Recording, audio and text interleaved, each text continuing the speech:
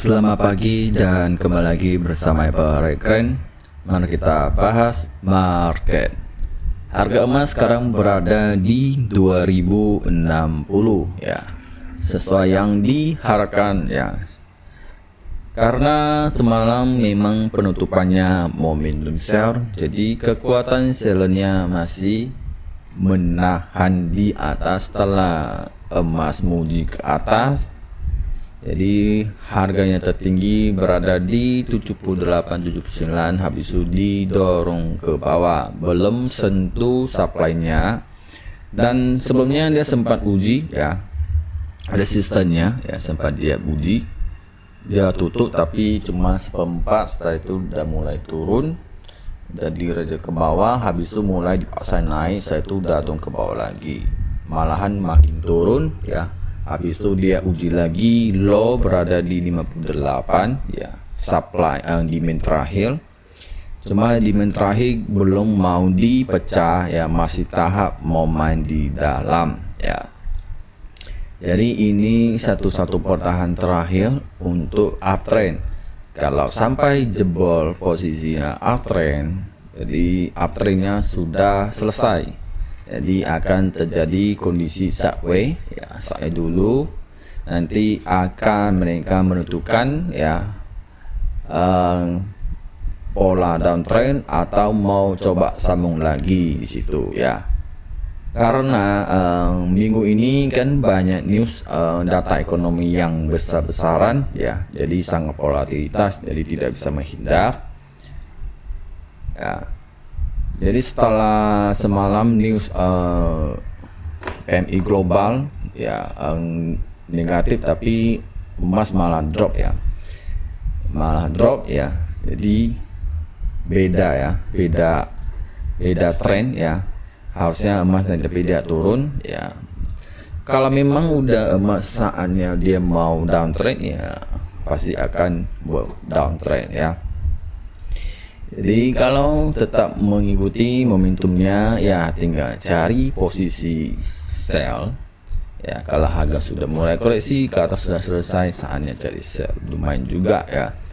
Apalagi emas ini sudah mendekati trend line ya, sesuai yang diharap buy-nya di sini akan dia sentuh, pada akhirnya sentuh juga.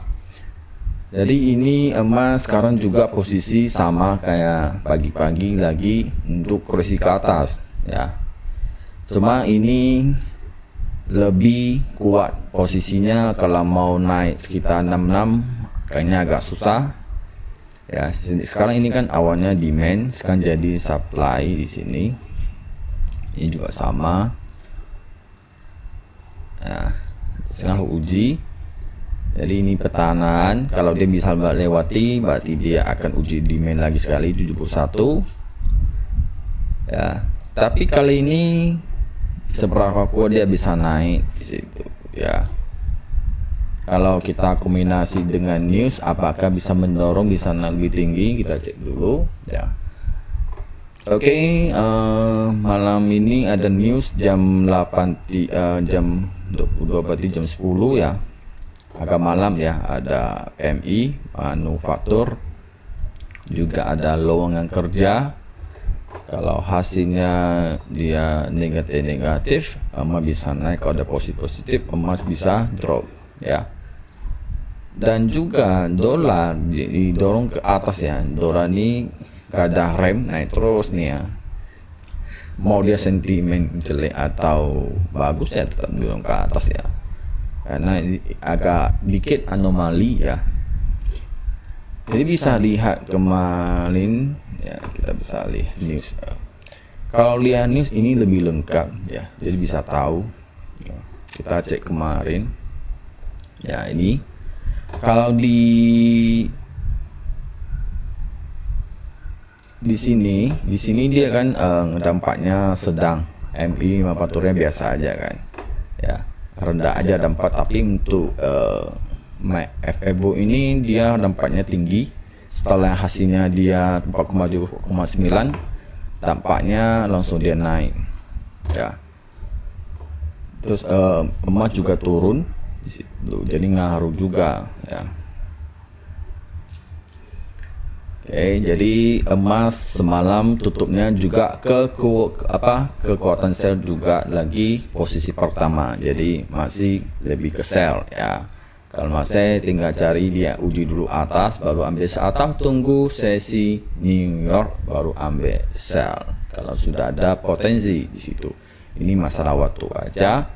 Ya, karena ini kan udah harga high udah low ya. Jadi udah mau cari high dulu, mau lebih HM. Kalau dia mau cari HM dulu atau cari low high, atau kalau dia agak dia akan uji ke bawah dikit baru dia naik dikit di situ.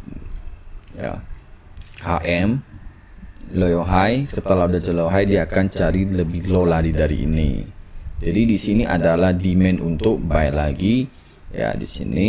Dan juga di sini lebih aman lagi, di sini posisinya masih price ya. Jadi kalau malam ini jatuh, di sini ada posisi itu buy ya.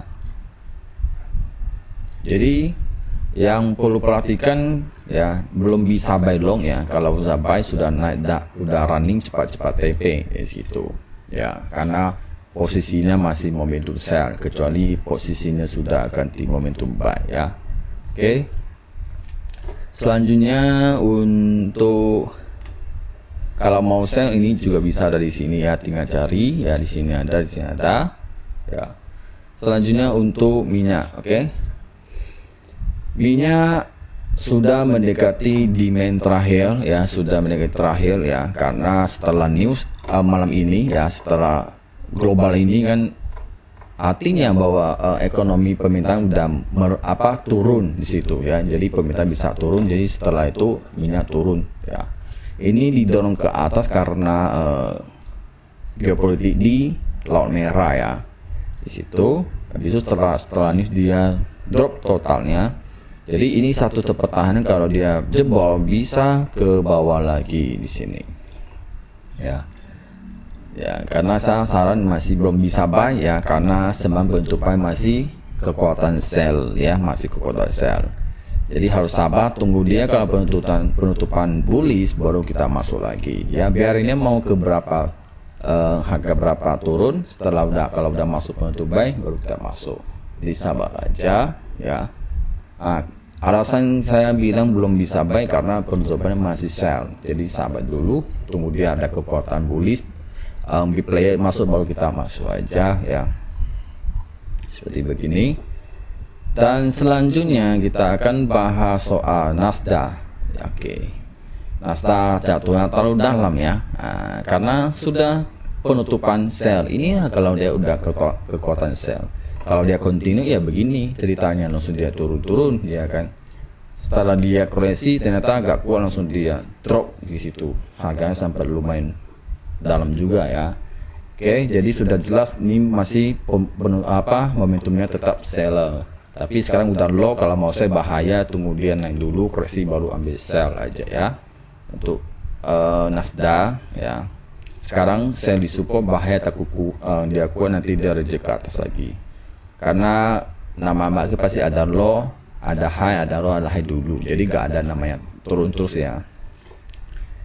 Terus selanjutnya untuk Bitcoin, oke.